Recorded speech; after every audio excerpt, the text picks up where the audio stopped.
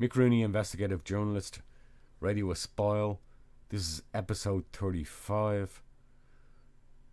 Kieran and I promised you in the previous episode that we'd be doing something a little bit different in our next episode, and yeah, this is different.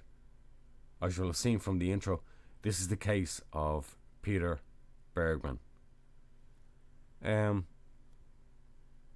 I'll be honest straight away, this case touched a nerve with me, and I don't quite know why. Maybe I'll eventually figure that out.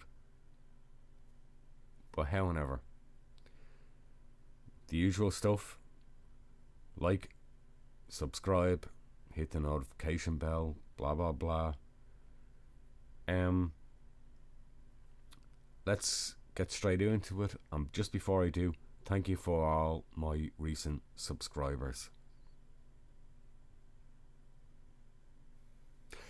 In the late afternoon of the 12th of June 2009, a man believed to be in his mid to late 50s, thin, with short grey hair, with a strong German accent, checks into the Sligo City Hotel in County Sligo, Ireland.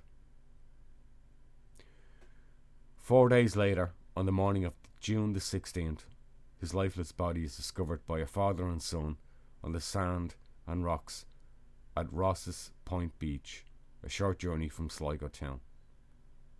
The body of the man is only partially clothed, and it appears he's been the victim of an unfortunate drowning.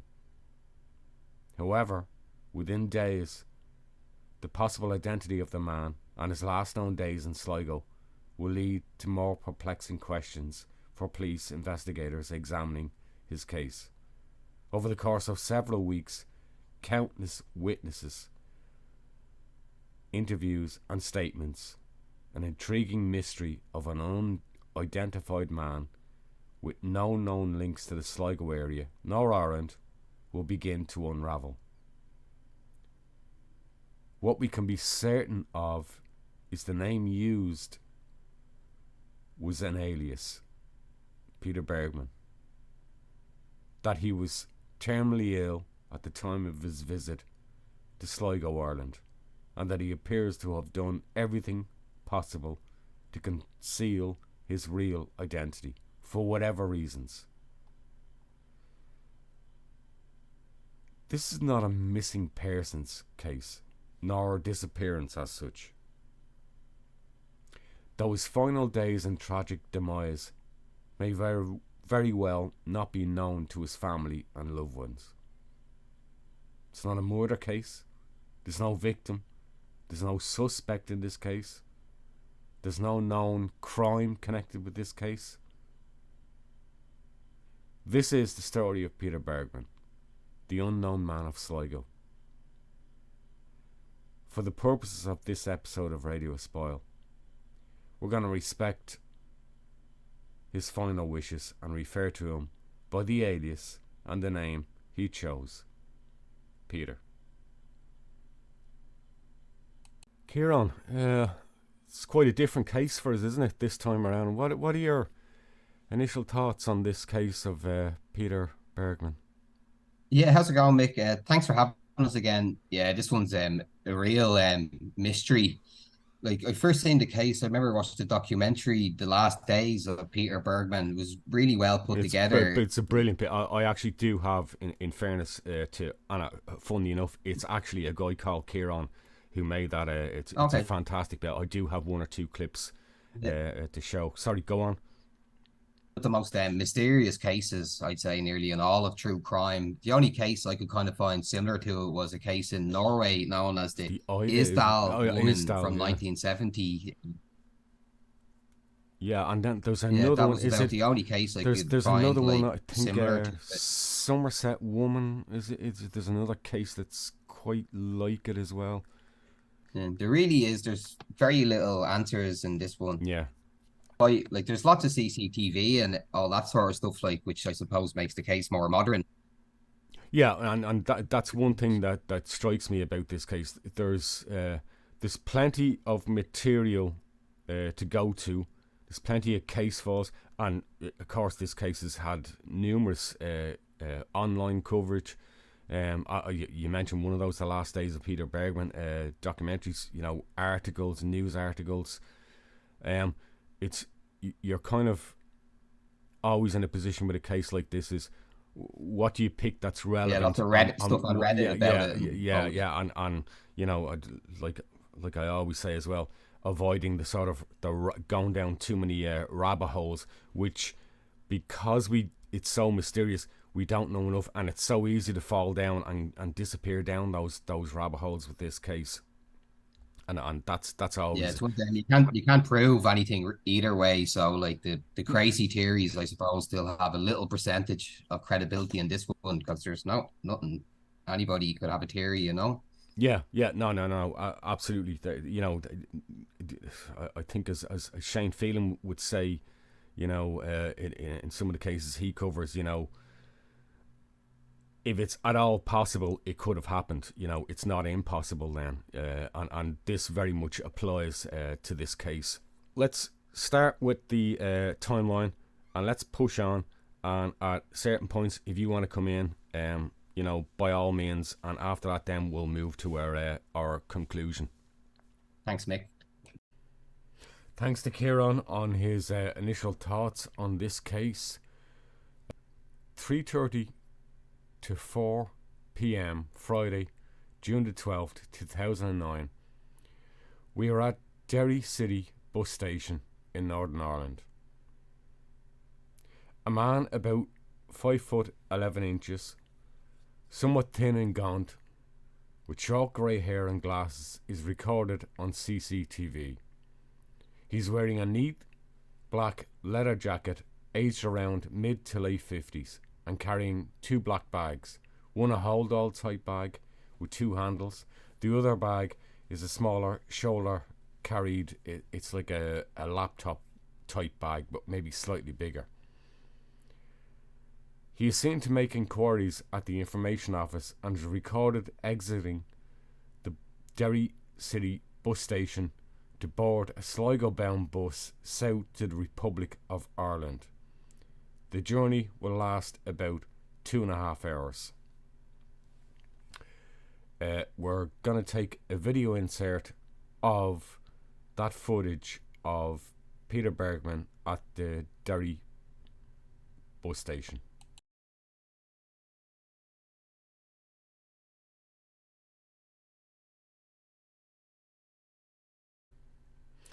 Just looking at the map, you can see Londonderry.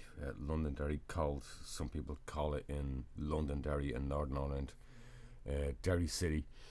If you follow that blue line down, it's the main N13 that follows on to the N15 motorway, and it goes all the way down. Now remember, and you'll hear Kieran and I mentioned this subsequently, we're moving into a different jurisdiction. We're moving from Northern Ireland into the Republic of Ireland, all the way down here to Sligo City, which is Peter's destination. Now it varies. At this time of the day, it would have taken on the longer side of the 2.5 hours. So we know that around 6:28 p.m. Peter arrives in the bus at Sligo bus station. Peter is captured on CCTV at Sligo bus station around the 6:28, 6:30 p.m. mark. He's dressed the same and is still carrying the 2 bags that he has with him. He approaches a taxi rank and gets into a vehicle. Through witness statements later, the man, Peter, asks the driver to bring him to a cheap place to stay. The driver reported that he first drove him to the Cruiskin Lawn guest house on Connolly Street in Sligo, but that was full. He couldn't make a booking there and get a room.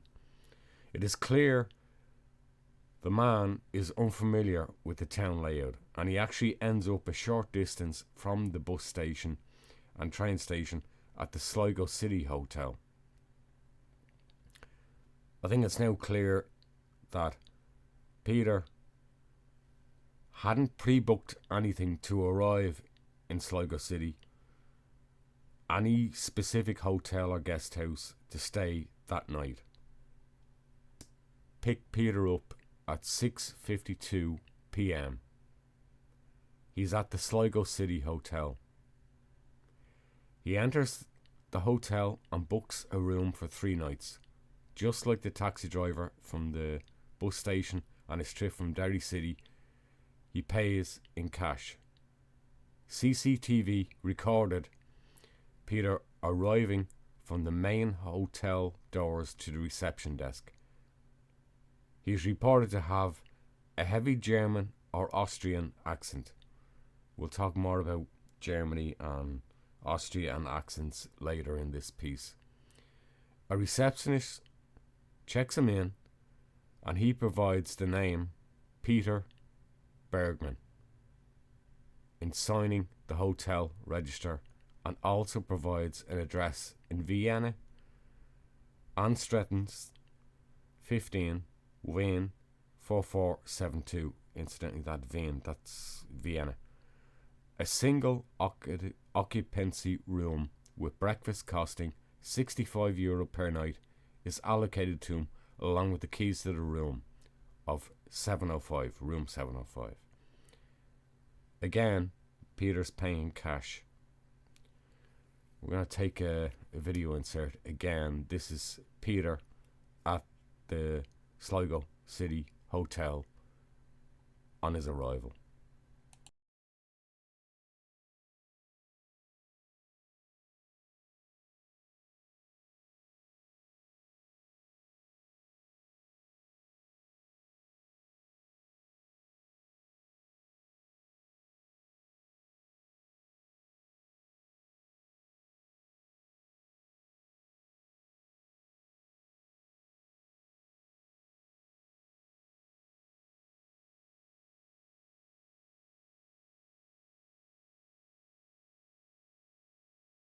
I suppose I can't emphasize enough what you're already seeing with this case, and in the previous cases I've discovered, is you're seeing an extraordinary amount of CCTV footage, moment by moment, hour by hour throughout this day. In this case, we're actually lucky. We don't normally have this in many of the cases that we cover, but we have it with the Peter Bergmann case. Now, throughout his 4-day stay in Sligo, staff and cleaners will see Peter in and around the hotel, coming and going. In the breakfast dining area, remember that €65 he's booked per night includes breakfast, doesn't include dinner, but particularly heading out to the front of the hotel to smoke. He's a smoker. He's identified numerous times, sometimes during the day, sometimes the evening, outside having a cigarette. Again, we have that footage on CCTV.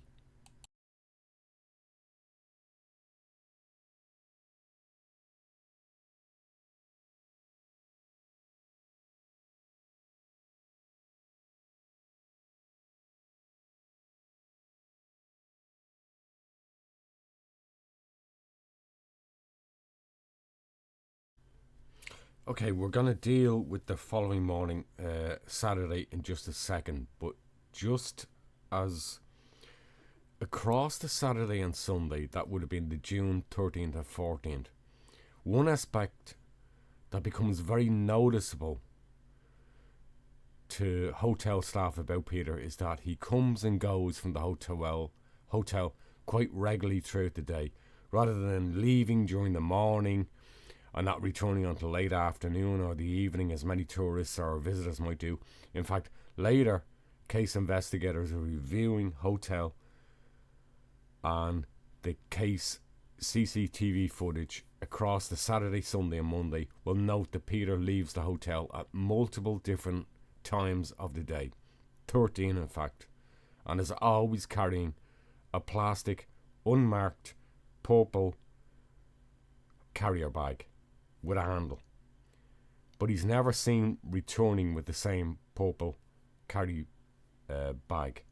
Let's take a look at CCTV of Peter's movements on Saturday.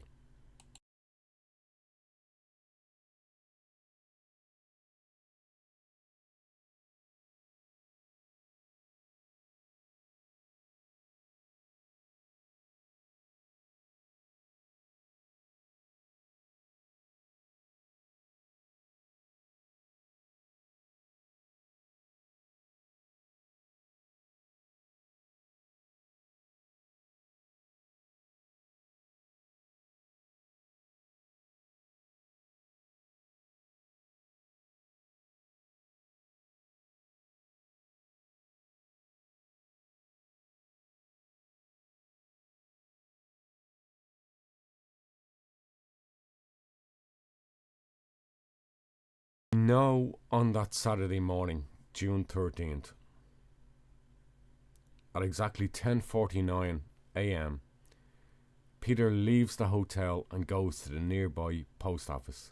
There, he's captured on CCTV purchasing 10 82-cent postage stamps for international postage, along with 10 airmail stickers.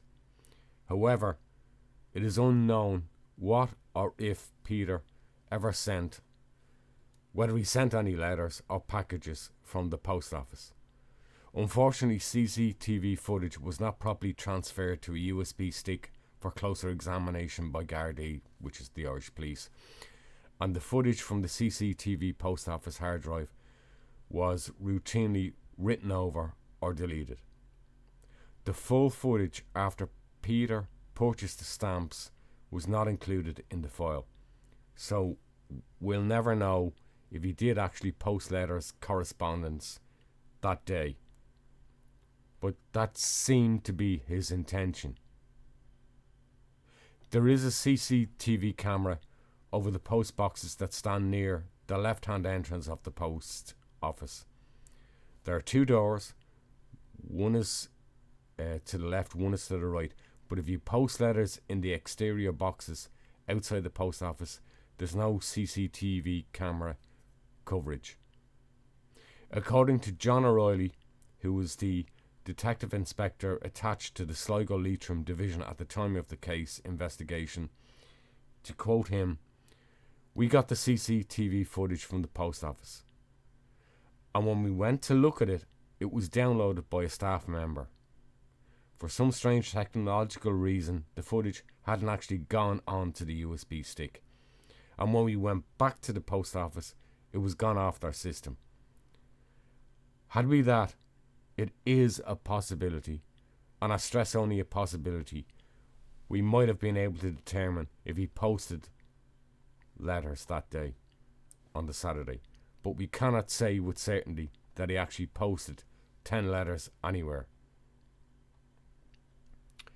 Now we move to Sunday, June the 14th. We're at 11 to 11:30 a.m. Peter leaves the Sligo City Hotel in search of a taxi, with a map in his hand. The man at the top of the taxi rank outside the hotel was Gerard Higgins. To quote him, "I got out of my minibus to say hello, because a man with a map wishes to go somewhere." Higgins says Peter told him he was looking for a place to swim and pointed to Strand Hill on the map. Higgins knew Strand Hill was a surfing beach and instead suggested Ross's Point, with its beautiful long sandy beaches. Peter agreed and, on Higgins's suggestion, sat up front with him. To quote again, he was a bit chatty, asking if there were buses going out there, and I told him yes, about once every hour. Gerard Higgins particularly recalls this male passenger, who told him he was from Austria because of a prominent gold tooth.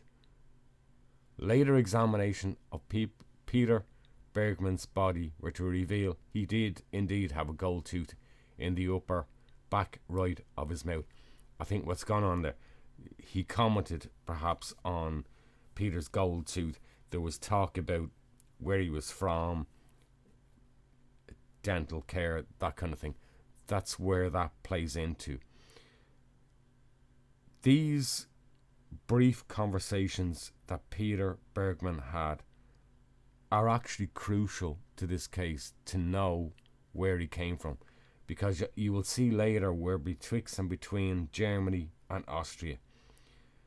But clearly, when you're dealing with bus drivers and taxi drivers and it's casual conversation, and you're not a person from the area, someone is always going to ask that crucial question. "Oh, where are you from?" Although his passenger with the map and the gold tooth had asked to be taken to a beach suitable for swimming, he did not actually swim that day on the visit to the seashore. To quote Gerald Higgins, "We drove around Ross's Point. I showed him 2 beaches and I stopped at the car park at the entrance to the beach. He did get out, but he said, 'Can you bring me back to the bus station?'" Higgins brought Peter to Sligo and dropped him off, as requested, at the bus station. "I gave him my card and I told him if he wanted a taxi again to call me. He was grateful and paid me a brand new €20 note." Just some notes on Peter's stay at the Sligo City Hotel. Peter was noted to be very amiable and polite in his stay there. He asked lots of questions about Sligo and the area, but mostly to do with getting about, rather than specific questions about attractions as a tourist visitor. In fact, his conversation with the taxi driver Gerald Higgins seems the only outlier when they discussed the swimming area. Most hotel staff assumed he was a businessman on a trip, rather than a tourist. He never really engaged in personal conversation with hotel staff in the mornings at breakfast, in the evenings. He seemed reserved, and no other hotel guest recalled any real detailed conversation with him. In essence, Peter kept himself to himself. He was never witnessed with a mobile phone, a laptop, or other electronic devices, and his exchanges were always amiable, but to the point, brief. Let's take a look at the streets of Sligo.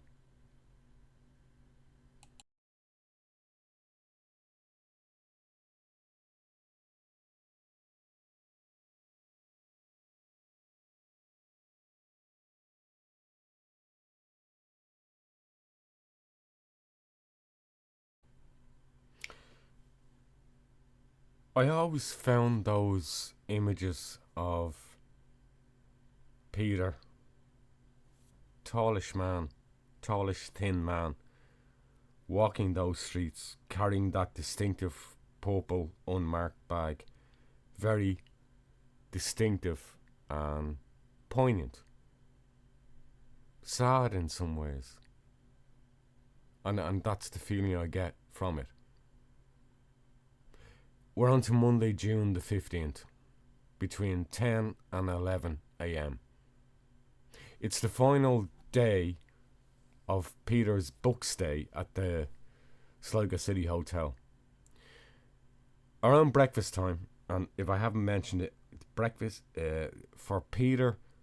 It was included in the €65 payment per day. Generally around, I think it was around 8:30, Peter would come down for breakfast pretty regularly. Just after breakfast on this day, Monday, June the 15th, Peter visits reception and asks if it would be okay if he stays late for a checkout until around 1 p.m. because he has some errands to run and that he has an afternoon bus to catch. The hotel has a rule normally, this is quite common with an awful lot of hotels, be it on the continent or wherever, that if you book a room in and around the 11, 12 o'clock mark, it's kind of like you've got to be out, we've got to clean the room for the next guest. This hotel had a similar rule.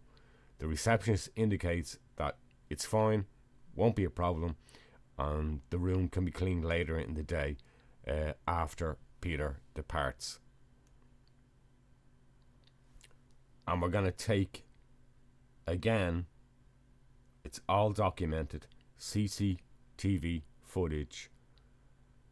This is around the 8:30 to 9 o'clock mark. No, I beg your pardon. This is around the 10 o'clock to 11 a.m. mark after breakfast when Peter makes that request to just stay a little bit later.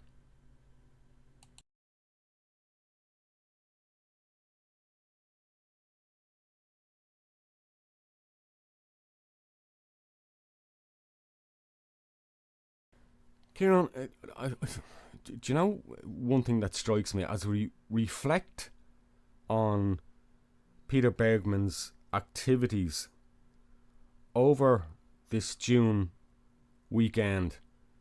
It his activities don't strike you. I mean, some people saw him as a tourist. Some people just assumed because of his attire, shirt, the leather jacket, that perhaps he was some sort of businessman on a business trip that weekend.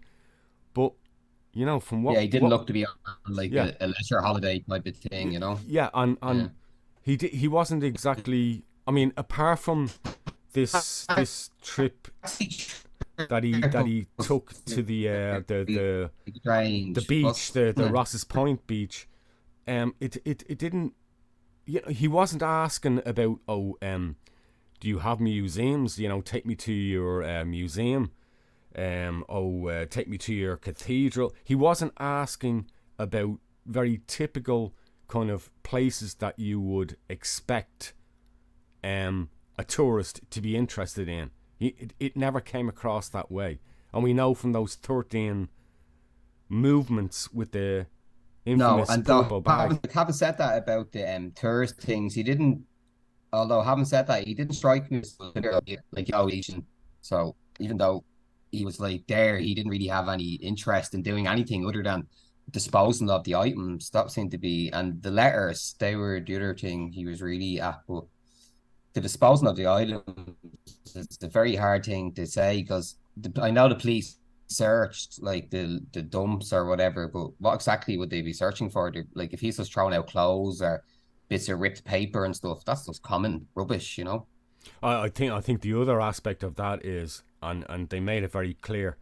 Look, we see this in all disappearance and missing person cases, and I know this case isn't quite the same, but when the body when Peter's body was ultimately found on the Tuesday morning, and it took several days for them to review all the CCTV, and when they started to figure out he was definitely he was definitely concealing something, he was definitely moving potentially personal items in the purple bag, you know, that all came in retrospect. And of course, in a typical municipal Yeah, city like exactly. Sligo, all those bins had well been emptied. So there was never going to be anything to actually find, which leaves us consequently with so many questions. Oh, see, that's it. Like, and I wonder, did he like possibly burn the items? But he would have done that all at once, wouldn't he? He wouldn't That have made struck me. 13 That separate struck me because trips to remember, burn. But um, he was yeah, he but he would have done it was all at once, yeah, surely. and it seems easier to have done all of that, to have got rid of everything in one go. And remember, as I'm gonna, and I've already mentioned Okay. in this timeline, he was a smoker.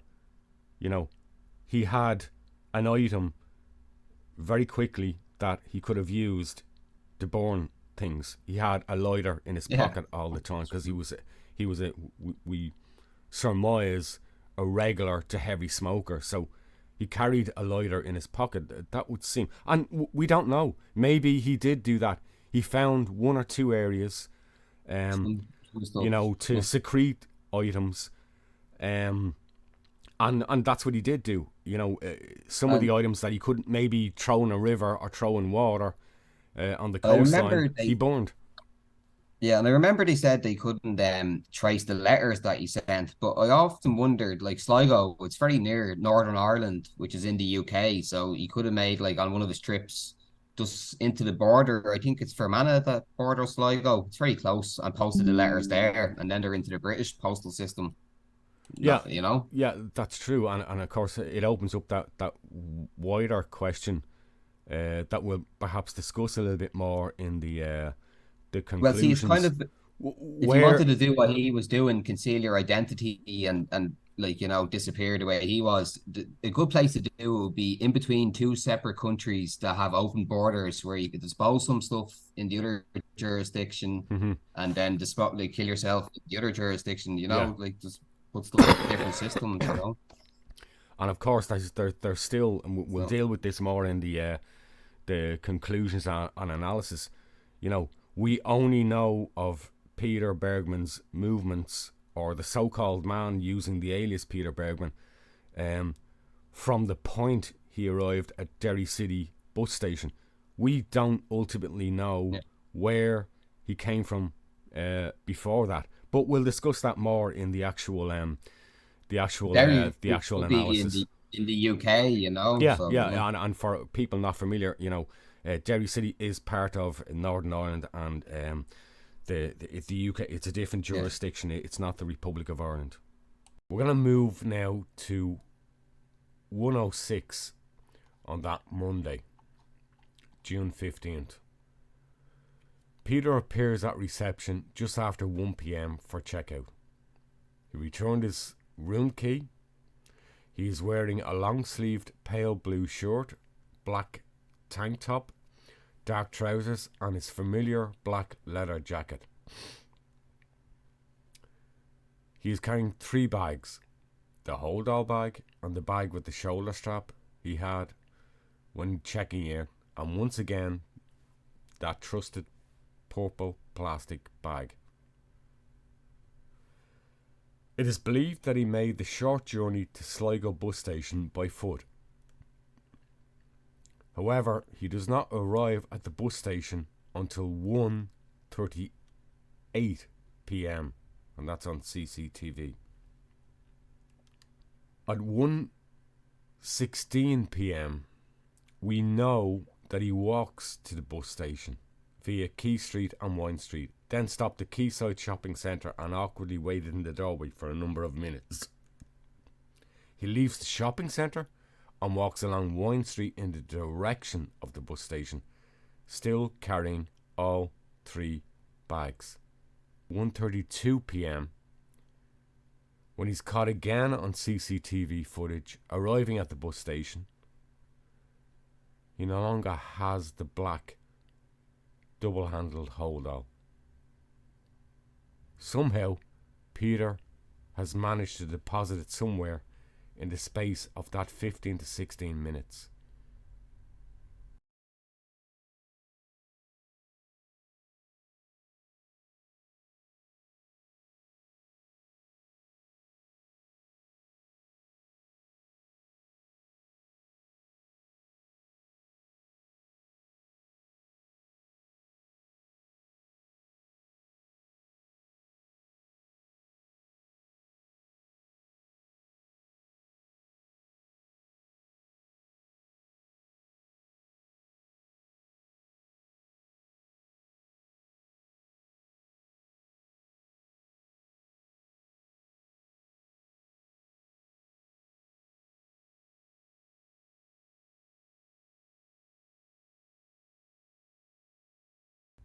At 1:38 p.m., the manager of the bus station cafe recalls serving Peter a cappuccino and a toasted ham and cheese sandwich.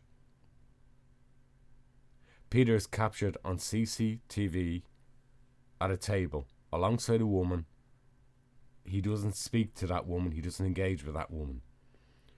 During the time he sits at the table, he takes at least one piece of paper from his pocket and he writes something on it. Then he tears it up and he just deposits it in a nearby bin. Vincent Dunbar, to quote him, "On that particular day, I was returning from a break just after 2 o'clock when this gentleman approached me and asked about the bus to Ross's Point." Actually, he was the bus inspector at the Sligo bus station. Around 2:40 p.m, Peter boards a bus to Ross's Point Beach. It's not a long journey, 15-20 minutes. He arrives there around 3 p.m. The bus drops off its passengers at the stop outside the Yates Country Hotel. When later interviewed, nobody at the hotel ever recalled a tall, thin man dressed in black coming in for a coffee or food or to use the bathroom, whatever. In fact, Gardy would later confirm that no one then or after that day, going by the name Peter Bergmann or matching his description, ever made any hotel booking in the area subsequent to Monday, June the 15th. Tragically, we'll learn why. This is just a map of that journey from Sligo to Ross's Point. Again, it's the blue line. By car 13 minutes, obviously in a bus maybe slightly longer, 15-20 minutes. We know that at 4 p.m, Peter Bergmann is actually seen. He's witnessed on the beach with a black bag over his shoulder. A little while later, at 5 p.m, he's seen again near the yacht club at the far left of what local people call the first beach. I'm going to push right on to 9:10 p.m. because there's a slight gap in the window there of the timeline. Slight gap, well, it's actually 5 hours. But we know at 9:10 p.m, Peter Bergmann is again seen, this time by two women carrying something. So Peter is carrying something, they're not sure. At 9:30 p.m, he's seen on the beach by Dermot and Paula Lahif, a husband and wife who were driven from their home to watch the sunset after a meal.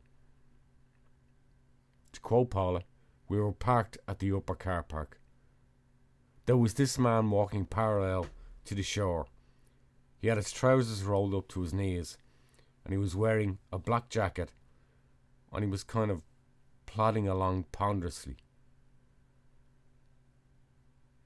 Dermot Lahif, her husband, was watching the sun go down as he sat beside his wife in the car.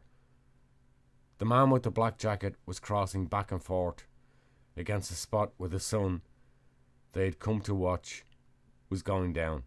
It was illuminating him in a silhouette. Dermot Laheath describes the man they later knew as Peter Bergmann as stepping very deliberately. When he paddled barefoot through the water's edge, one foot then the other, it struck him, Dermot, how strange his movements was, and it appeared to me to be some kind of ritual in his procedure from right to left. By 10:30 p.m, Peter is again seen by a member of the public with a plastic bag and wearing his glasses. So we can only assume this is the same distinctive purple plastic bag. 11 p.m, again he's seen by a different person, and again that person reports that the man they saw was carrying a plastic bag. 11:10 p.m, again he is seen, still wearing his glasses, sitting on one of the benches that overlook the first beach. Incidentally, in that area there's two beaches, what people refer to as the upper and lower beach. At 11:50 p.m, this is the final sighting of Peter Bergmann. He's still carrying the plastic bag, and he's walking along by the edge of the incoming ocean. High tide would arrive by 12:35 a.m, showing a short time. It's worth remembering at this stage, throughout this day, this Monday, Peter has been at Ross's Point Beach, in or around the vicinity of it, for almost 8 hours. Let's listen to some eyewitness accounts. It was relatively empty, but there was a few people walking. But this guy just stood out because he was so professionally dressed, or just stood out in the black clothes, and he was very tall, yeah, and he had a newspaper under his arm, and he was just walking, and it just didn't look right. We didn't say anything at that time, but he certainly took both of our attentions, I suppose. Yeah, and 30 minutes later we were on our return, and I said to Fiona, that guy is still on the beach, it looks strange. And he was fully clothed, he has his trousers rolled up to his knees, and he was walking parallel to the water with his bare feet, with his ankle deep in the water, and he just seemed to be kind of a bit stooped with his hands behind his back as if he was in another world. It was highlighted by virtue of the fact that he was walking across the sunbeam parallel to the beach, but right through this beam of sunlight. And it was amazing because when he actually walked into the light of the sunbeam, he turned to gold as well. For dinner with my girlfriend Caroline, it was her birthday, but it was late, and we said we'd come down for just a walk on the beach before we headed home. We were walking back up towards the ramp, and the man was walking down the ramp, obviously to come onto the beach when we first encountered him. He had grey hair, black leather jacket, pale enough skin. He didn't really say anything to us. We said hello to him. He nodded back, and he didn't say anything else.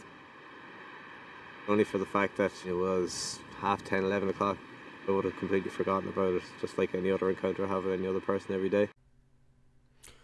On the morning of Tuesday, June 16th, 2009,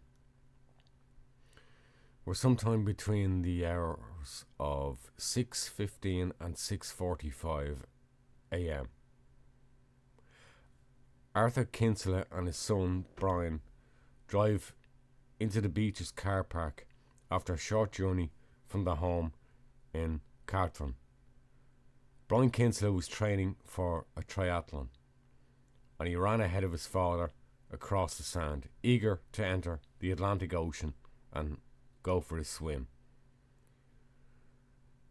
The tide was out that morning, and as Arthur Kinsella came onto the beach, he caught sight of something unusual to his right. He knew Ross's Point Beach intimately from many mornings and expeditions there. He went closer to the unfamiliar object not far from the slipway close to the rocks. He soon realised he was looking at a body. Peter, lying dead on the strand, is wearing purple striped Speedo type swimming trunks with his underpants over the top and a navy t-shirt tucked into them. Still strapped to the left arm of his body is a waterproof quartz watch. Arthur and Brian said the Lord's Prayer for the man and then called the Gardaí. Now, I've questions as to whether this detail about the watch is quite accurate. In all the evidence I've seen, the watch is actually shown in the preliminary file book of evidence with the clothing Peter left on the beach, and not as part of the clothing he went into the sea with. But look, we're not going to argue about that, but it's a detail I noted. At 8:10 a.m, not long after Peter's body is discovered on the beach that morning, a neat pile of clothing is recovered and bagged as evidence by the Gardaí. Once investigating detectives review local CCTV footage and speak to eyewitnesses over those recent days at that time, it becomes clear to them that the clothing and items left on the beach do indeed belong to Peter. Now, let's go through the clothing on the beach. This is the clothing left up on the dry part of the beach. We have a pair of black leather Fin Comfort shoes, size 44, which were manufactured in 2002 in Germany.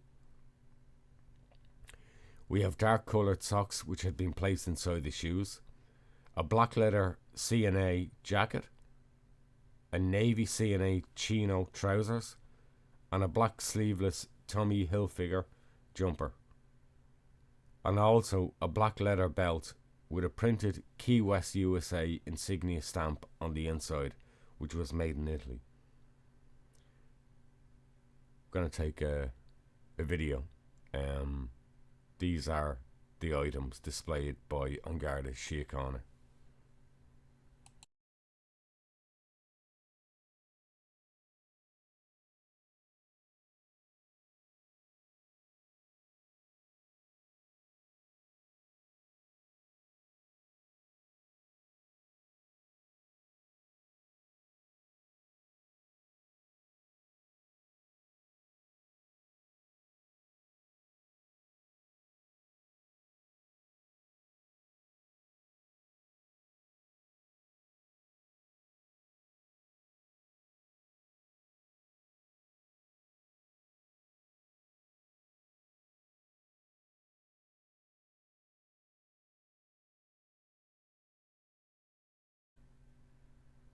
Just to clarify there, I may have misspoken. They were the items found on Peter Bergmann's body on the strand of the beach.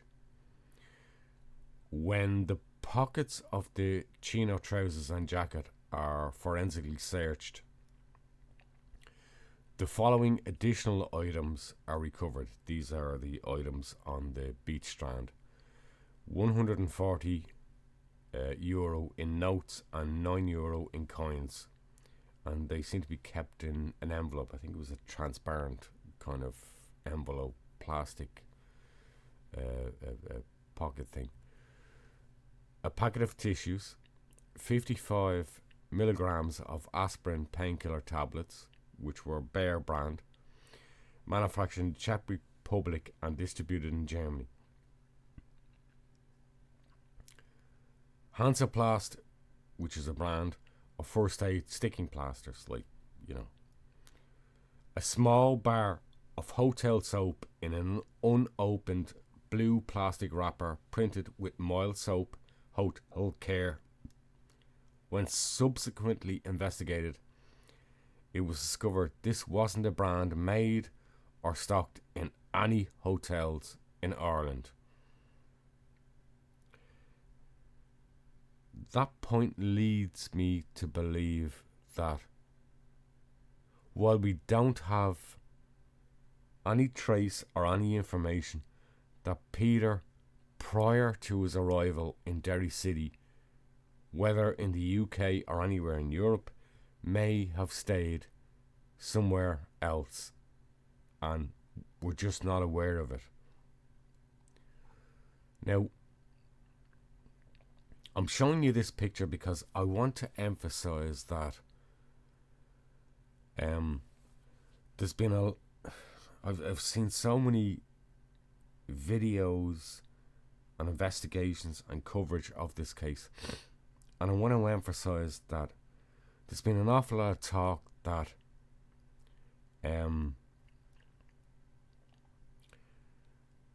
Peter somehow removed any connection or link to his clothing, that he cut off all the labels. That's only true for the intimate clothing, the swimwear, the briefs, the top that he was actually wearing and found on the strand with. Actually, that's not the case for the attire he left on the beach. And I've circled it here in this image. Shoes had stamp marks and branding. The dark top had branding. You can see the watch there, and which is why I suggested, was that actually found on his body or did he leave it with his clothes on the beach? I'm circumspect whether that Gardaí information is actually correct, because this item is placed with the items found on the beach. And you can also see there that belt. On the inside of the belt you can see the insignia Key West, and on the, I think it's the trousers, the shorts, you can also see another insignia or label. You can also see the coins, plasters, aspirin tablets, and this is the pouch I was talking about, the transparent pouch with the cash, the money in it, the notes. It's also worth mentioning that the items connected to Peter that were found, so we'll list them, that were never found. And I think this is important. These items were never found. So between the items his body was discovered with, the items he deposited on the beach, these items I'm about to list were never found. Where was his pair of spectacles, his glasses? It's clear that these were prescription glasses and Peter was almost always wearing them. Yes, of course, it's possible when he went in the water they came off, they were lost. Fair enough. Where were the 10 82-cent postage stamps he bought in the post office on the Saturday morning? Where was the long-sleeved blue shirt he was wearing when he checked out of the Sligo City Hotel on Monday at 1 p.m? I think maybe 1:06 p.m. Where was the black shoulder bag? Where was the purple plastic bag he carried on 13 different occasions from the Sligo City Hotel?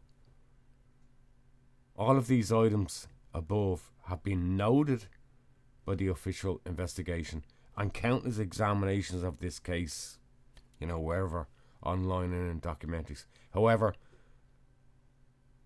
I'm now going to add some items people would appear to have forgotten, and they may offer some additional clues to this case and the real circumstances of it.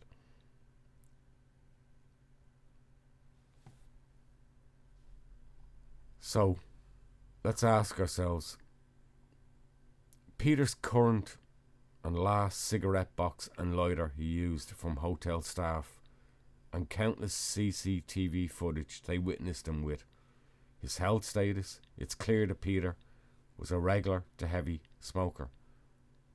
Where was that last cigarette box and lighter? I've shown you, we've seen it on TV, him putting it into his trouser pocket. But why wasn't that found? Why wasn't the lighter found? The maps. Peter was witnessed on multiple occasions on day trips and at the hotel. Where were those maps? Peter carried a pen with him. He's captured in the Sligo bus station in a cafe writing notes with it on the Monday. There are other eyewitness accounts across the 4 days of Peter also holding a pen or writing with it at breakfast time and on trips outside the hotel. Where's that pen? The notes he wrote and tore up and discarded in a rubbish bin, which was picked up on CCTV. Yeah, of course, it's likely there were other notes or scraps of paper he carried across those 4 days. Where are those? The taxi contact card which the driver Gerald Higgins gave Peter on the Sunday when he went looking for a suitable beach to take a swim. Where's that? Where are all the receipts Peter would have had accumulated? The retail purchases in cafes, the restaurant bills when in the evening he had a meal, all of that stuff. Across the known 4 days and prior to this, Peter embarks on a number of bus trips, and he had to travel to Derry City, Northern Ireland by some means of transport. Boat, train, car hire, I don't know, airline. Where are the tickets and printed documents that he would have needed for those trips? And of course, where's Peter's real, or fake, maybe as some might suggest, ID and passport? As an addendum note, I would just say there's no known evidence that Peter owned or used a mobile phone, at least during the period of his time in Sligo, or at least between Derry City and Sligo. He was never witnessed with one, and a Sligo City Hotel registration does not include a written and recorded record of a mobile phone number. Dr. Valerie McGowan officially pronounces the man dead at the scene before his body is recovered for autopsy. I think this was around 8:30 a.m. A 5-month investigation into his identity begins by Gardaí. The following day, Wednesday, June the 17th, the full autopsy investigation begins. According to the post-mortem report, the body of the man found on Ross's Point Beach on the morning of June 16, 2009, with most of his clothes left behind on the shore, no wallet or form of identification, written up by the Sligo medical examiner Clive Kilgallen, finds no evidence of classical saltwater drowning, but also no signs of foul play that would give reason to believe the man's death was a murder, that there was foul play involved. He also reports that the man's teeth are found to be in good condition and showed signs of frequent dental work in his life. He had bridging, root canals, crowns, had a full gold tooth on the upper backside of his mouth and a small silver filling along the gum of a tooth on the left side of his lower jaw.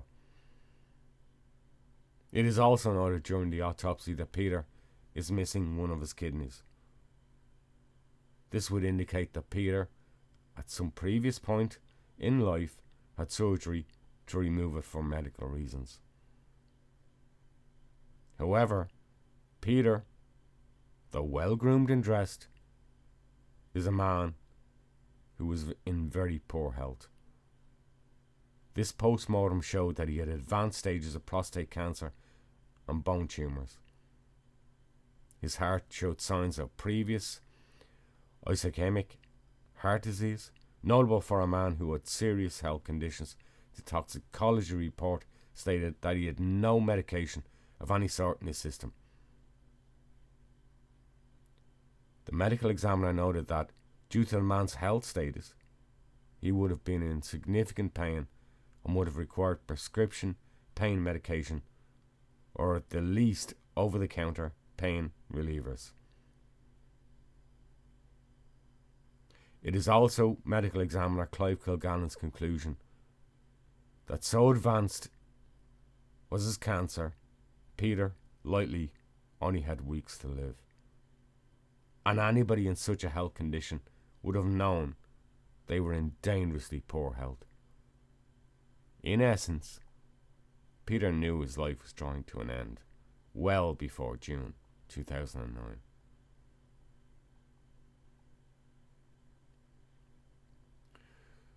Friday, September the 18th, 2009. After a 5-month investigation, Peter's body is finally buried in Sligo. The funeral was attended by 4 Gardaí, the undertaker, and a cemetery worker. I might have the name right. I think it was Brian Scanlon. Peter was buried in a pauper's grave in Sligo Cemetery for people unclaimed or unidentified. Despite claimed attempts by the investigative team locally within Ireland and through bureaus like Interpol internationally, no match for Peter's description, his DNA, his fingerprints that were taken, and the general circumstances of his case could be matched to any individual on any database anywhere. Limited public appeals were made further afield in the UK, Austria and Germany. However, some early claims by Irish authorities have since been disputed by international authorities and bureaus.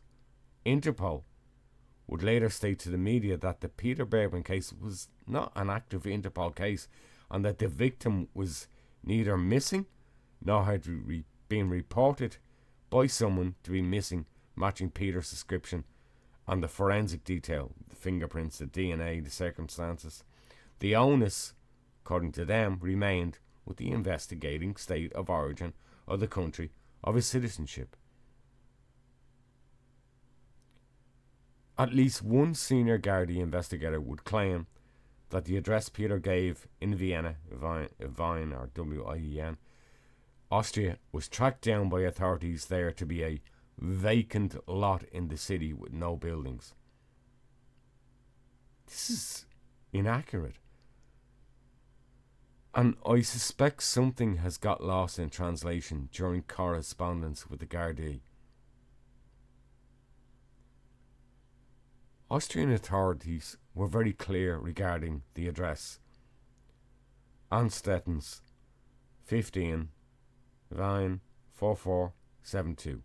No such street in Vienna called Anstetten's exists now or ever, and the address was clearly and randomly made up.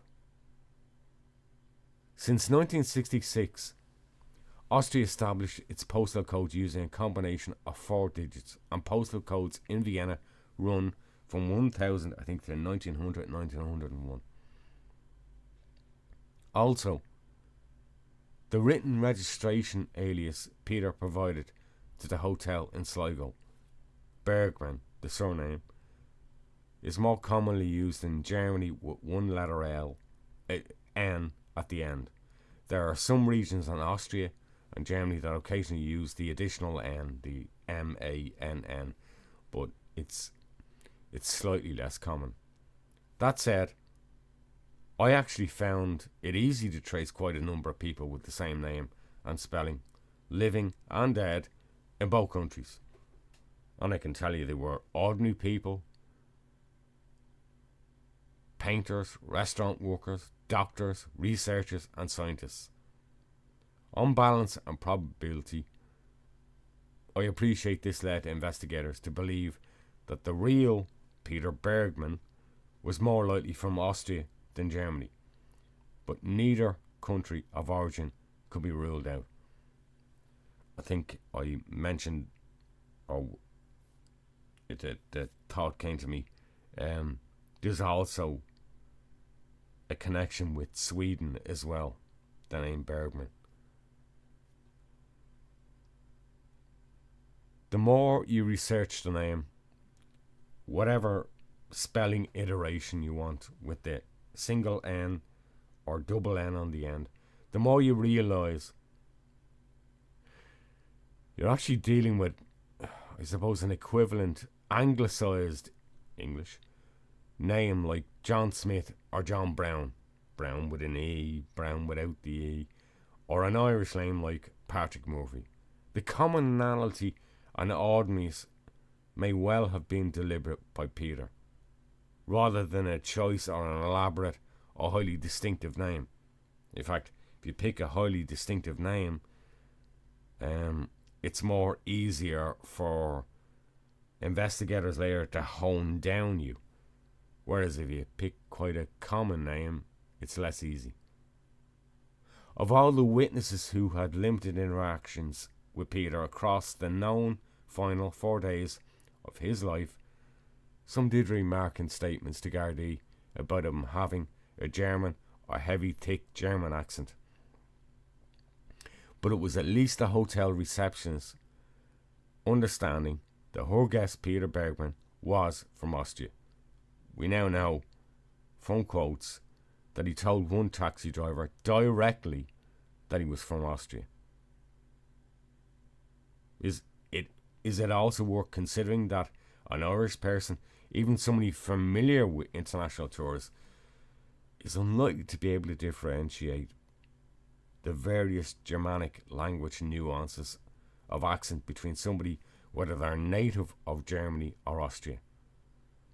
In the limited interactions Peter Bergmann had, the conversations he had, Peter at least supplanted the impression that he sounded German. Unless directly asked, "Where are you from?" most would have made the basic assumption that he must have been German. It's only the hotel staff and reception registration that points instead to Vienna, Austria. In conclusion, on the matter of where the real Peter Bergmann was from, I find it difficult to believe, even though most of Peter's interactions were limited and brief, someone did not ask the obvious and direct question of where he was from. For all the bus drivers, fellow passengers, taxi drivers, casual hotel staff and guests, cafes and restaurants where he ate, strangers he came upon, walking over 4 days, someone must have asked him the direct question, and Peter offered a direct answer. I've shown you the quote for the taxi driver when Peter replied, "I'm Austrian." You can accept that or you can reject it. For the moment, I'm prepared to accept Peter Bergmann, whoever he really was from Austria.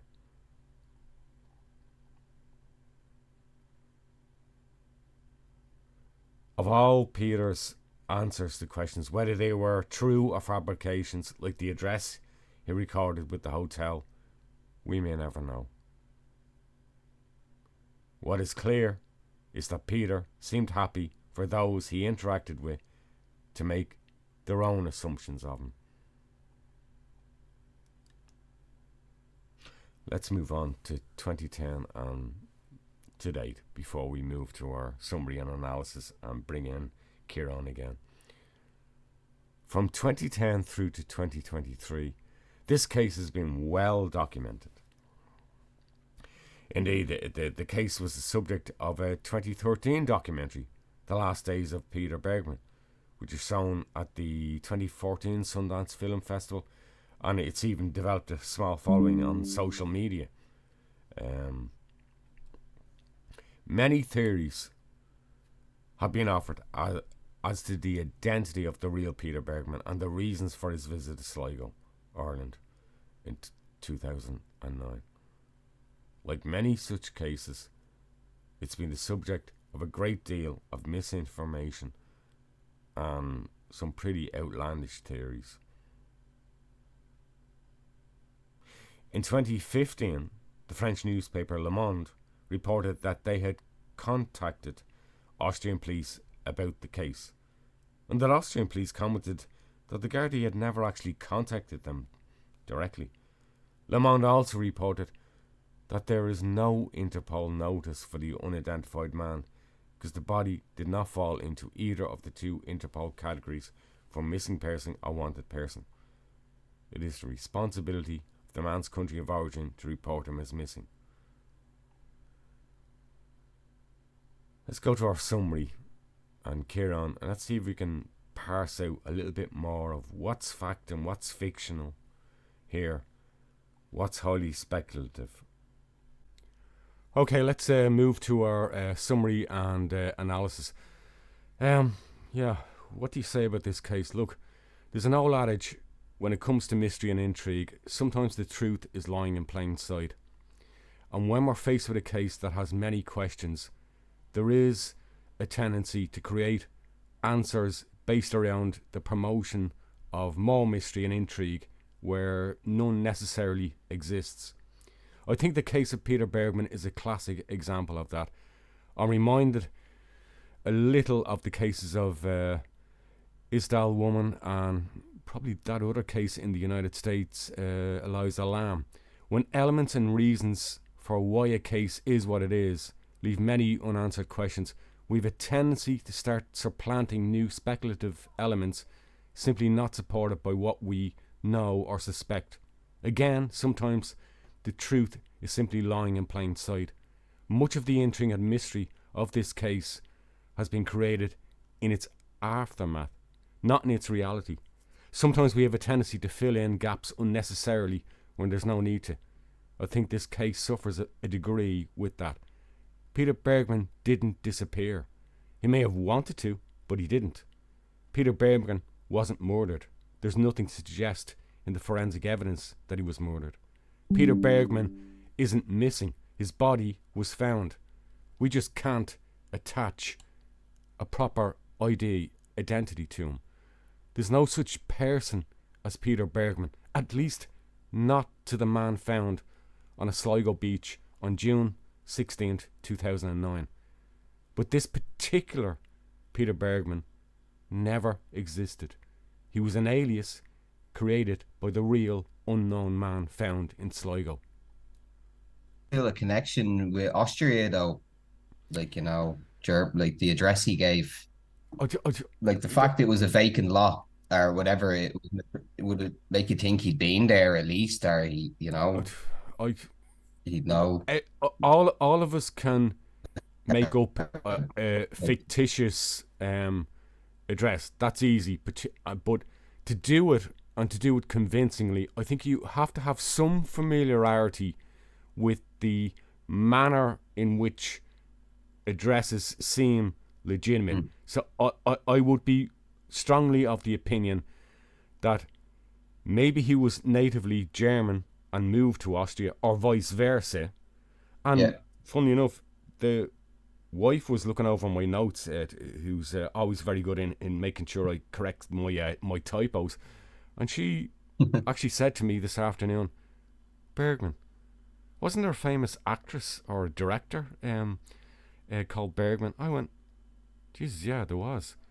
And she actually introduced the question, is there not a Swedish connection there as well? Bergmann with the single L is also a known surname in Sweden as well.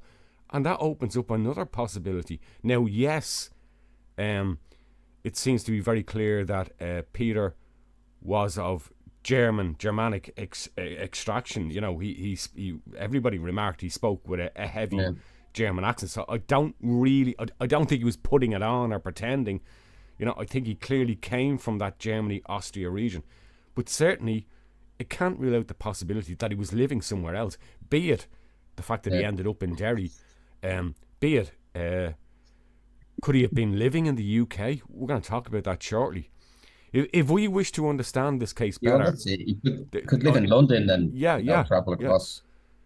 Maybe the question is, we shouldn't be asking, who is Peter Bergmann? Rather, why did a man from quite likely the Germany, Austria region need to create this fictitious character and go to such meticulous efforts to erase his original self? Why did he choose to travel, in particular to Sligo, in Ireland of all places, and over 4 days erase and slowly and carefully discard every last vestige of who he was and the previous life he lived?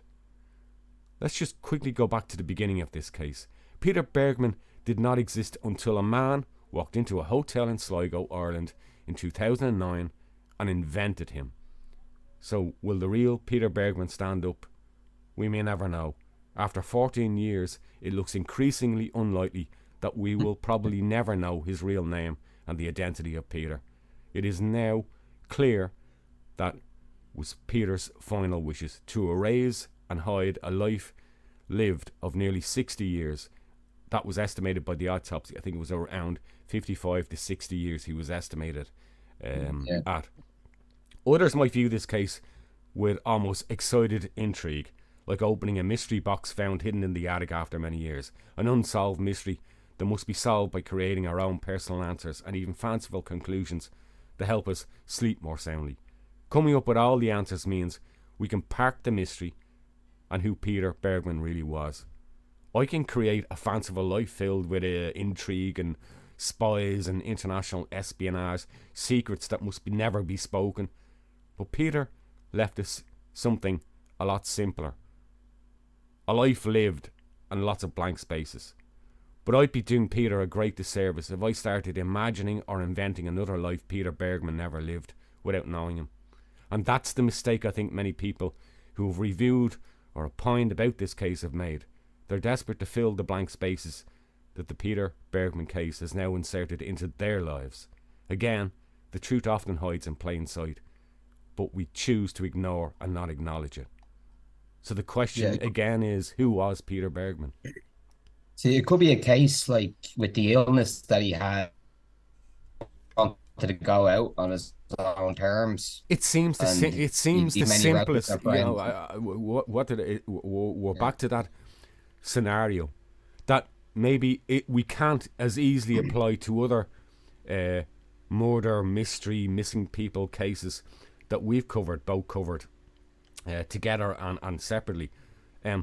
It's Occam's razor, and I think this is a classic example of it. Sometimes the truth is staring you in plain sight, and maybe it's just as you said. Maybe the honest reason is we had a man not in a great place in life, knowing death was imminent, and this was his final answer to his solution to, his choosing of the way he wanted to go out. Peter Bergmann is probably all of us in some way. He was anyone and everybody he chose to be over those 4 days. As Shakespeare might say, and perhaps Irish poet W.B. Yeats, who had a great affinity with this area, he lived and then he simply died. And as that happens, that's the way we all go out. When I look at this case, I don't see as much mystery and intrigue as maybe many other cases that I've looked at, but I do see one of profound sadness. I see a man in each and every piece of CCTV that I've watched, every witness statement, doing what we will all have to do one day, and that is to come to terms with our own impending mortality. A man almost in an acting role, choosing his final stage role and deciding how to bow out of life, quietly and gracefully. How and why did Peter Bergmann come to be in Derry City on June the 12th and choose to travel to Sligo City of all places? Strange way to go out, in a sense, like you're impersonating someone else in your last few days. You think kind of want to, if you're to like go out on your own terms, go out as yourself. But maybe that was the only way he thought he could have pulled off but such a again, thing. I suppose that's the other question, isn't it? Is there a reason why he didn't want to be whoever the real, we have to keep using that name, whoever the real That's Peter true. Bergman Yeah, was? Maybe he I've wasn't no comfortable idea on anymore with that, and he wanted to be somebody else in the end. I read a comment there before, and it said like maybe this was his wish, and we should kind of just leave it alone and let him. I'm not adverse to that. That may make I think a lot of sense. You know, I can attempt to answer the how, but I cannot answer the why. I can only rely on the known facts before I even attempt the why.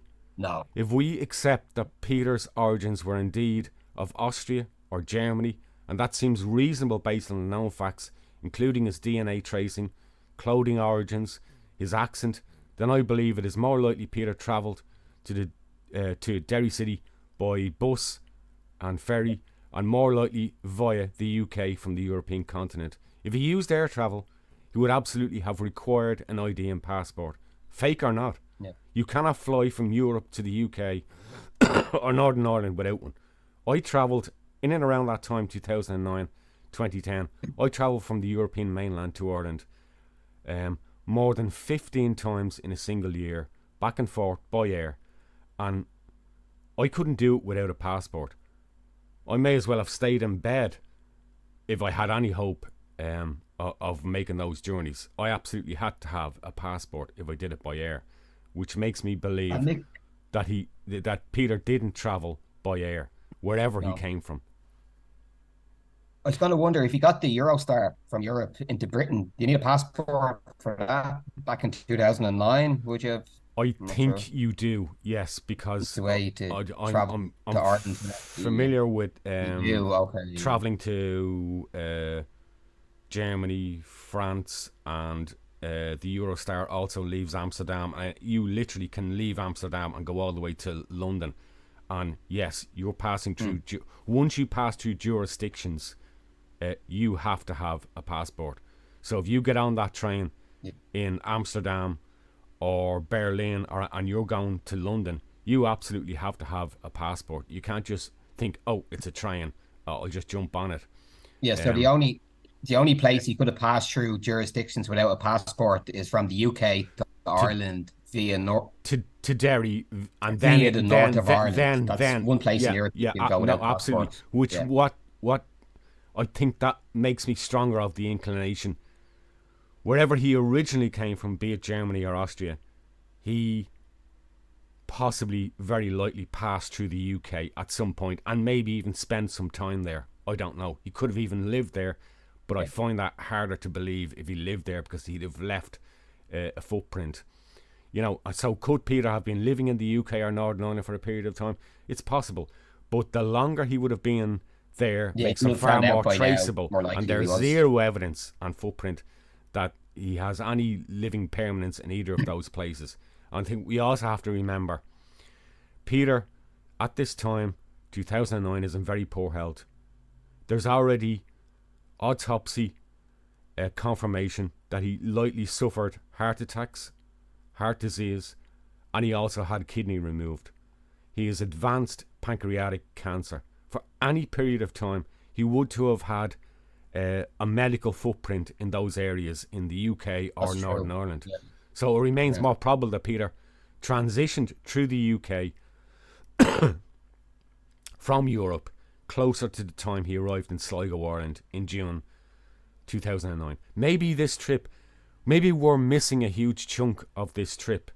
Maybe he was travelling for weeks beforehand, transitioning from the European mainland into the UK and into ultimately Derry, Northern Ireland, and then finally Sligo. Maybe that's the passage and the movement, but we may never know. But certainly if he spent any period of time in those areas, and I mean lengthy period of time, he would have had to have sought medical assistance. He would have left a footprint, and we don't seem to have evidence of that. Was Peter Bergmann some sort of international spy with a history of military training? Well, those who've suggested such a theory, I don't think they've really looked at this case and thought this one thoroughly through. If you go back and review his medical and autopsy records and the CCTV footage of a ponderous and slow-walking man, does this gaunt and ill man really strike you as an international spy, a sort of James Bond type, shaken not stirred, primed and licensed to kill, crossing swords in a world of espionage and shady diplomats?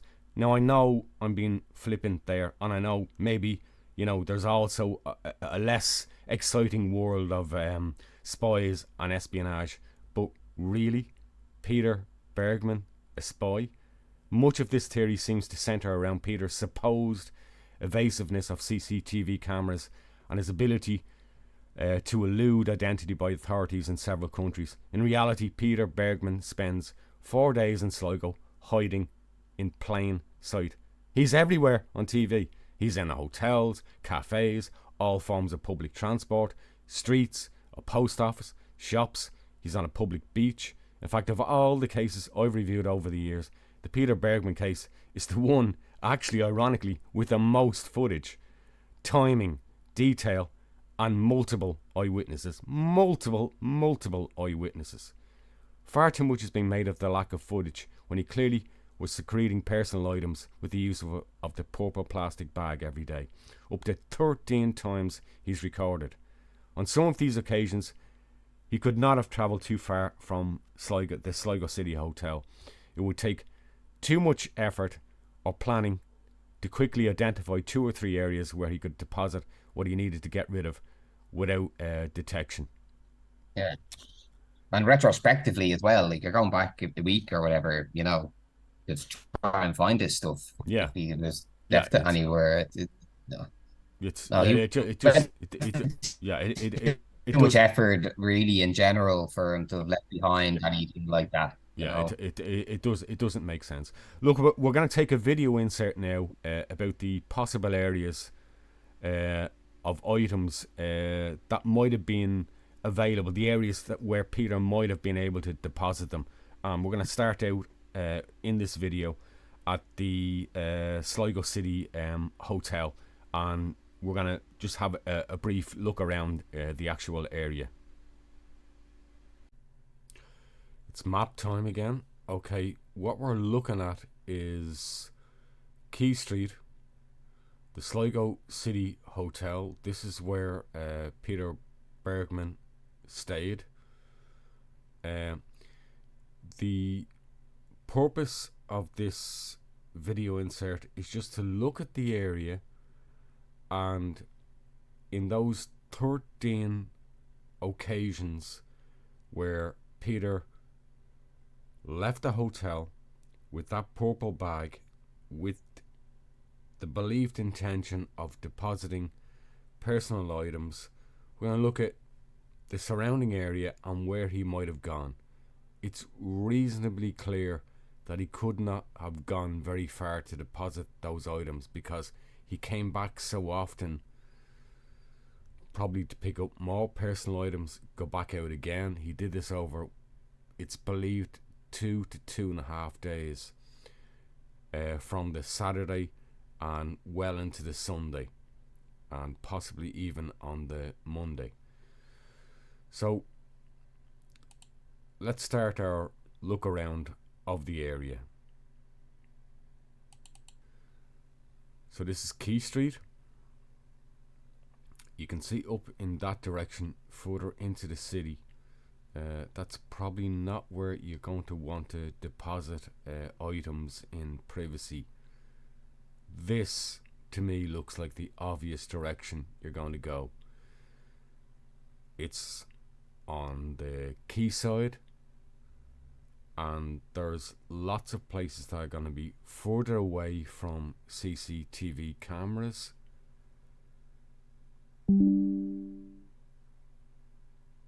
You can see the riverbank there.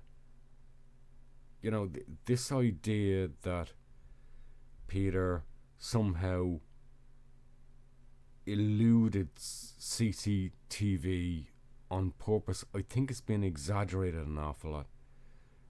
not far away from the hotel, the Sligo City Hotel, you can already see there's multiple areas literally within walking distance he could have went to deposit items. You've got, in some roads, waterways on either side. They seem to be the more likely places. Obviously, if he intended taking items to maybe, well, burn and get rid of them in that way, maybe that he was uncomfortable with getting rid of his personal items by using public, just litter bins, dump bins. Again, we can see here there's numerous opportunities very quickly within 5 to 10 minutes of his hotel. He could have walked, and we know he walked an awful lot around Sligo Town. You only have to look here. There's plenty of opportunities for Peter to have walked down this road, any other road, with personal items. Maybe whether he did them one by one, just throwing them over a hedge, throwing them over a riverbank, throwing them into the water on the sea coast, which we're coming down to here now on the R219.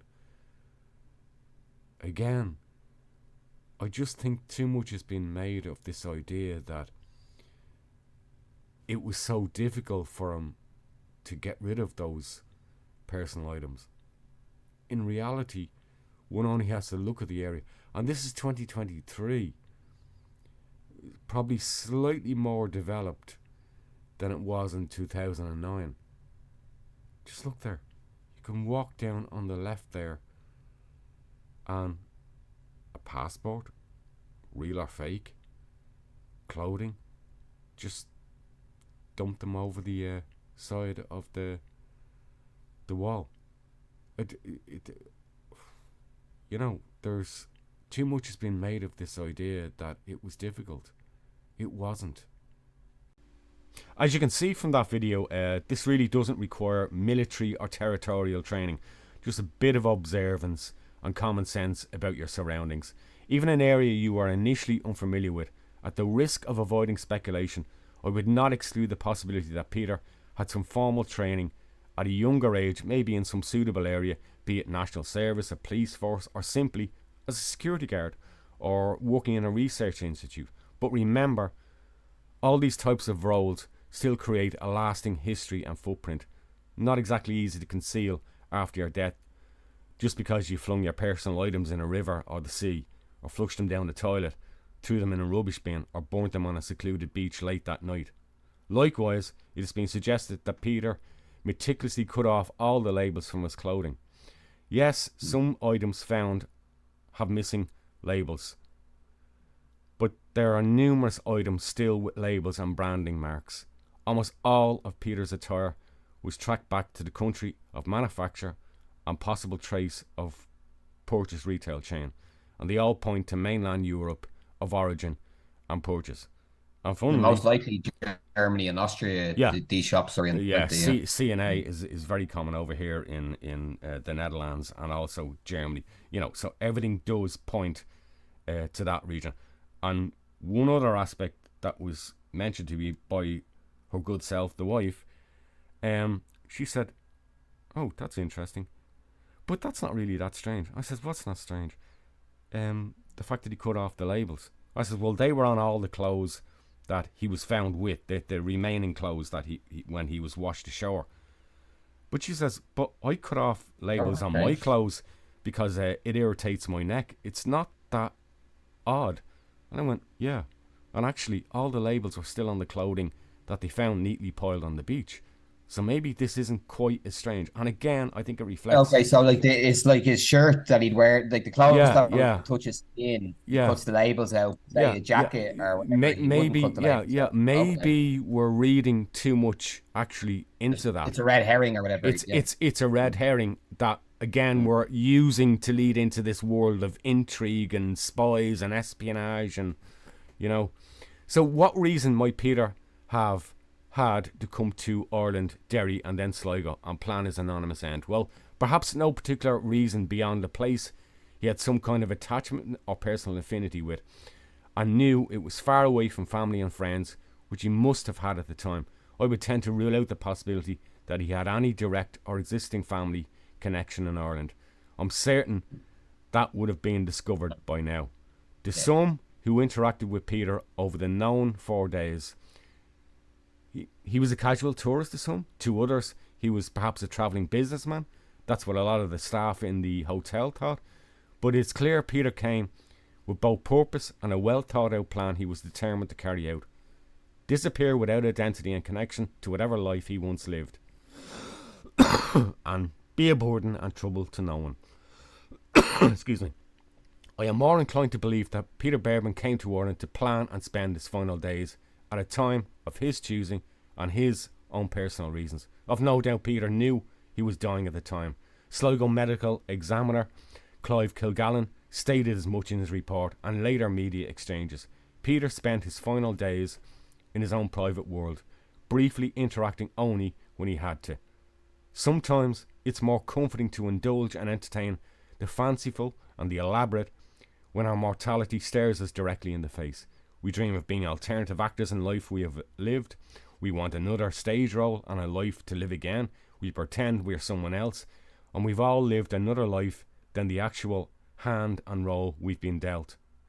It is said that the Irish poet W.B. Yeats saw County Sligo, Ireland, as the domain and landscape of his poetic imaginations. Yeats published John Sherman and Doya, a novella and story, in 1891. Initially, Yeats published a book using a pseudonym, Ganconach. In the opening pages, a character is described, staying in the Imperial Hotel Sligo. He too wants to die and simply disappear. There's remarkable shades of the Peter Bergmann case. They're uncanny. But that's what happens sometimes when you investigate a case so deeply, that you start to see things that simply aren't there. You invent someone's life unknown to you, and you start to live it, as if somehow you can put all the pieces and answers together and then sleep soundly, but you ignore what's in plain sight. We're all human, and we all have imperfections and fragility. Kieran? Mick, it would be interesting to see if Yeats, like W.B. Yeats, if he's covered on the curriculum in education in Austria and Germany. Just a thought I had there when you mentioned it. It's possible. I mean, he's internationally known, and I say it in a cursory way. It's 50-50. It's more likely if Peter Bergmann was standing in front of us alive now, and he said, "Oh, have you ever read W.B. Yeats?" He'd say, "Who's W.B. Yeats?" Or he'd say, "Yeah, I've read W.B. Yeats. Love W.B. Yeats. Love lit." He did, and I have no evidence and reason for knowing this. He did strike me as a thinker, a well thought, well groomed, well educated man. It is perhaps likely that he was of a he's more, definitely a thinker, because look the way he planned the whole thing. No, absolutely. So I think it's not a remarkable impossibility that he was familiar with Yeats and familiar with the area, and perhaps that's what drew him there. He just there has to be a reason. There has to be some. There has to be some reason he came to Sligo. So I suppose beyond his impending death, though, I still kind of lean on the. Oh, sorry, Nick. Yeah, no, I was just going to say. I still kind of lean on though the jurisdiction thing with Sligo, and I think it's Tyrone that actually borders. Like, I still think that might be a reason. It's a good place to dispose of things and stuff, Yeah, across two countries. Yeah, but all I would say is only an inkling, though, I think wherever he disposed of those personal items, I don't think it was that far away from the hotel. I don't think it was. Oh no, I don't because mean the there's disposal, yeah, but I yeah, mean yeah. the Because I travel think and stuff. yeah. You know, Because it's a handy place. yeah, because he came and went too many times. He was in and out of the hotel across Oh, he's those nearby, core yeah. 2.5 days. 13 times. So he certainly wasn't travelling back and forward over the border of Northern Ireland No. in that regard. So beyond his impending death, I can find no evidence that Peter Bergmann was escaping anything other than the timing of his own natural death, which he clearly knew was soon to come. As medical examiner Clive Kilgallen has stated, they did toxicology tests, but they were not looking for anything that might induce or exacerbate the onset of a heart attack. But you can certainly engage in activities you might be advised not to do, like heavily smoking or swimming at night in the cold Atlantic Sea. As of August 2023, the Sligo unknown man is still unidentified. No relatives, friends or witnesses have come forward, despite public appeals in Austria and Germany and the newspapers there. Although the Gardaí retained the man's DNA, at best, analysis for now will only narrow down the area the man might have been from, but not identify him. Kieran, before we finish up this episode, last thoughts? Final thought. I always go back to that comment I read saying that, sorry, this is kind of his wish that maybe that's what it should be, and he shouldn't be traced. And Yeah. hopefully his Yeah. family know the situation would be your main kind of concern. You wouldn't want his family to think he's missing, or they just wouldn't know. So if they know, and then that's it. It should just be kind of left at that, hopefully. But then again, that's just speculation on my behalf again. Yeah. No. No. I think we're in of similar mind. I think this was Peter Bergmann's last wishes. Whoever he is, God bless him. That's it for this episode of Radio Espial and the case of Peter Bergmann. God bless and take care, everyone, and we'll see you again soon in the next episode.